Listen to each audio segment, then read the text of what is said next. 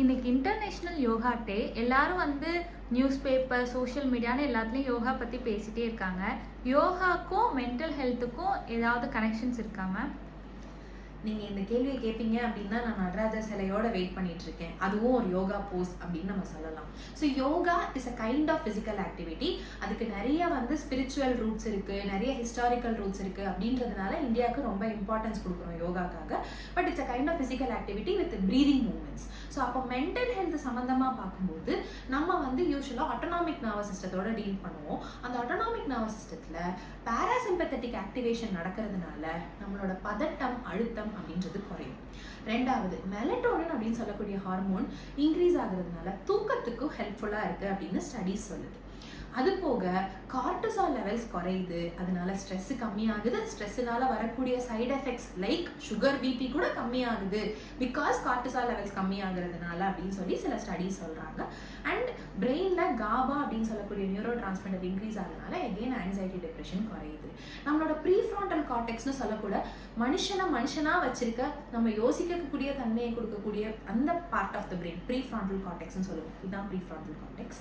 So அந்த part of the பிரெயின்லையும் activation ஜாஸ்தியாக இருக்கிறதுனால நம்ம ஷார்ப்பாக, மைண்ட்ஃபுல்லாக செயல்பட முடியுது அப்படின்னு சொல்கிறாங்க. ஸோ இதுதான் யோகாவுக்கும் மென்டல் ஹெல்த்துக்குமான சம்பந்தமாக இருக்கும். மேம், இப்போ யோகா பண்ணோம் அப்படின்னா எந்தெந்த டிஸார்டர்ஸ்க்கு அது ஹெல்ப்ஃபுல்லாக இருக்கும் ma'am?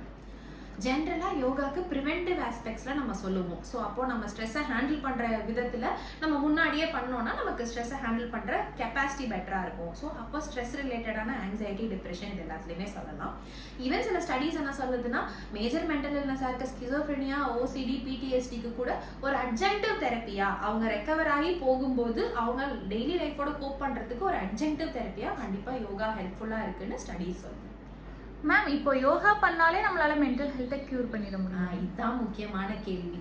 Mental health related disorders எல்லாத்துக்குமே எவிடன்ஸ் பேஸ்ட் ட்ரீட்மெண்ட் இருக்கு. ட்ரீட்மெண்ட்ல போத் மெடிசின்ஸ், தெரப்பி எல்லாமே நம்ம அதுக்காக பண்ணிக்கிட்டு இருக்கோம். யோகா இஸ் அன் அலை.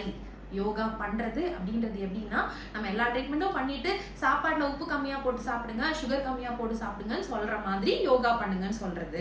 யோகா பண்ணுறதுனால மட்டும் எல்லாம் சரியாயிடாது. சாப்பாட்டில் உப்பையும் சர்க்கரையும் கம்மியாக போட்டு சாப்பிட்றதுனால மட்டும் நமக்கு சுகர், பிபி எல்லாம் கம்மியாகி நம்ம நார்மல் ஆகிடுவோமானா கிடையாது. அதுக்குரிய ட்ரீட்மெண்ட்டை நம்ம எடுத்துக்கணும்.